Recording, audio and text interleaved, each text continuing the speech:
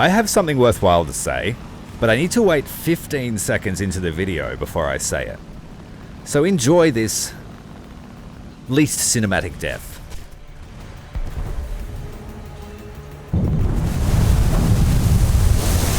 I just got one thing to say. They fucked it up. They fucked it up so bad. Actually, I lied. I have a lot more to say. Oh, the Seek and Destroy patch brought some changes that I didn't notice, mainly because I don't like to read the patch notes anymore. It's hardly ever in English. Basically, all of the maps have been changed, and I would like to thank Rowan from Rowan's War Thunder Naval Guides for pointing out these changes to me. I've had a few weeks off the game. I like to have a bit of a break here and there, and I've come back, and some of my favourite maps have been decimated. Maps that have the word islands in their name no longer have half of their islands. And Gaijin's reasoning for this is blue water ships don't like islands. There's too many islands. Well, you know what? We have enough open blue water maps. And that's not to mention some of the things that have just overtly broken the maps themselves. But I encourage you to please look at Rowan's video where he details every single change. Now, I'm actually genuinely annoyed. I'm sick of changes that are not required. Changes that don't really offer any benefit to the gameplay or the tactics or the diversity or the strategy or the meta or whatever the hell you want to call it. Why? Anyway, I don't want this just to be a rant video, but it's probably going to be. Let's jump in and have a quick look at some of the changes and my opinions on those changes. Now, you could say that I've put some effort into raising awareness about this game. I have put so much time and effort into showing just how diverse the combat can be and what's possible in even the smallest boat. With the right mindset, the right map, and the right tactics, you can destroy the best ships in the game with a dinghy. But it requires finesse, and it requires effort. You can do that in big ships. You can lay waste to entire teams with the right tactics, the right map, and the right mindset, as I said before. Some of the older maps have been changed for the worse, and it has inspired spawn-to-spawn fighting. As soon as you're in the game, you're fighting. And I think that's because they've taken this notion that War Thunder Naval is boring. And so the best way to make it not boring is to add fighty. Fighty from the start, fighty to the end. And that's not how a game is supposed to work. You spend more time in air-realistic battles flying to the goddamn target zone than you ever do in naval sailing anywhere, if we're really honest. Mid-tier air-realistic battles, you can spend anywhere between 5 and 10 minutes just ascending before you even see combat. And then if you're at the wrong altitude, you die. They don't give you that chance in naval anymore. Well, the first map that we're going to look at is Volcanic Island, one of my favourite maps in the entire game. It is balanced really well for all levels of combat between coastal, blue water, and capital ships. And you can play this map at nearly every battle rating. The major change here is they've removed most of the volcanic islands, namely around the sea point, which gives people that are spawning at sea point something to shoot at. And unfortunately, that's just not going to fly with me. Let's jump in and have a look at the replay and I'll show you what I mean. In the meantime, I'm not supposed to show you any Discord things at all. But I am within my rights to show you my opinion. And so this is what I have written to Gaijin. You can pause that and read that at your leisure. And that's just my abridged diplomatic view. Now, the biggest change we have here for coastal boats is that all of the spawn points are now within the channels at the entrance to the volcanic crater, caldera, whereas we used to be placed just here, where you could decide whether you wanted to take the left or the right channel, or go to the A or B points. A or B points were a little bit exposed, but now they're totally exposed at C anyway. C point is totally exposed, and then the A point has very little in the way of cover, but there is some cover if you want to run past the point, which I don't really see any reason why you would do that. So inevitably, this is going to lead to the coastal boats being funneled down the channel to the Bravo point, where the destroyers will then encircle them and destroy any remnants that aren't killed in the furious fighting. The first team that makes it to the Bravo point can effectively lock down the spawn. One of the spawns on each side is covered by a large, and the height of the rock has been increased, but largely it's just a band-aid. And it's a band-aid that wasn't really required. Like, is there honestly anybody that really hated these maps? Particularly this one? This is one of the only maps where you can get a real chance at getting into a punching fight with an Alaska in a torpedo boat.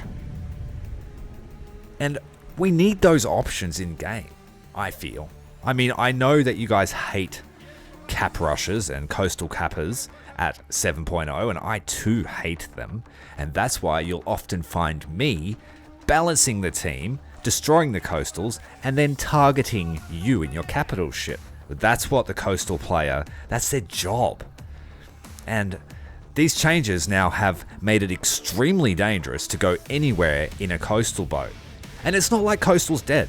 Every patch we are getting 1, 2, 3, sometimes even 4 new coastal boats. Frigates, missile-armed corvettes, fast hydrofoils. These ships need coastal environments. You would never see a torpedo boat sailing 40 kilometers out into open water just to fight a fleet. That just doesn't happen. It wouldn't happen. And if it did, it happened at night when there were no radars. Yeah, so that is some more ranting. And as you can see here, in this particular custom battle, I sailed to the middle and I used my rockets to shoot everything that spawned. Granted, they were AI bots, but you see what I mean. The next map we're going to look at is South Kavakin. No, we'll look at Aleutian Islands because this is the one that is probably the least impactful to coastal players in terms of map changes, but it's just completely silly change for destroyers.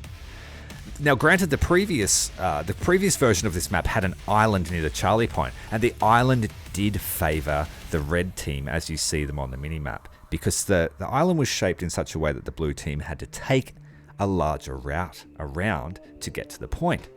But now there's nothing. And it seems like they've extended the combat distances so that, or to mitigate the lack of cover. But I can tell you that this map is usually seen at low tier. And when you're at low tier, you're usually in a reserve tier battleship, destroyer, or a frigate. God help you if you spawn in one of the new frigates in this map. And so it really removes this spawn as an option. Like, why would you throw yourself into the Crucible if you don't need to? You have 2 other destroyer points which are behind cover, but all that's going to do now is inspire people to spawn there and smash the coastal boats against the rocks. The next major change is Fuego Islands. Now, Fuego Islands, you either love it or hate it. It's not too bad for low tier coastals because it's a bit of a mishmash fight at the A point. Let's have a look. Let's get the replay camera moving around. Okay, so where are we at? The map has changed a little. The A point is in the center of screen, I believe. Yeah. Alright, so what you would normally do, just get my bearings here. Alright, so that is one of the coastal spawns, and you would head there to contest the point. The other team spawns on the other side, and sometimes teams would contest that point there, pushing to try and get around and flank each other. Veteran coastal players would usually spawn here, put pressure on the A point, and then make their way to Bravo, because that lighthouse and the island there present a very good ambush alley for destroyers approaching.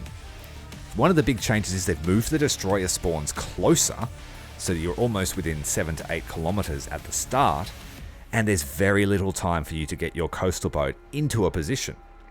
And if you were to get into a position, there isn't many positions to take, because the majority of the central islands have been removed.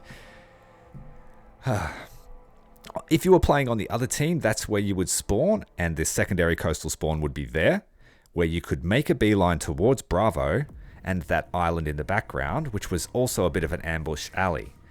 There was another island nearby that you could hide behind, but that has also been removed. So mostly the coastal boats were spawning within a few kilometers of their teammates' destroyers, and it doesn't leave much room to move. Bravo Point is now basically open water. Let's see if we can find it. It's somewhere here. The map is completely different to my memory, and I've played it a lot. Somewhere there, the Bravo Point. Yeah, I'm not happy, man. That long shape island there on the right side of screen used to be a great place to funnel destroyers down to try and fight, or even capital ships at the higher tier. If you wanted to take your Project 206 out on a killing spree, oh, that's where you would go. Now, coastal boats are locked out of a lot of options. And the destroyers just have to punch it out at very close range.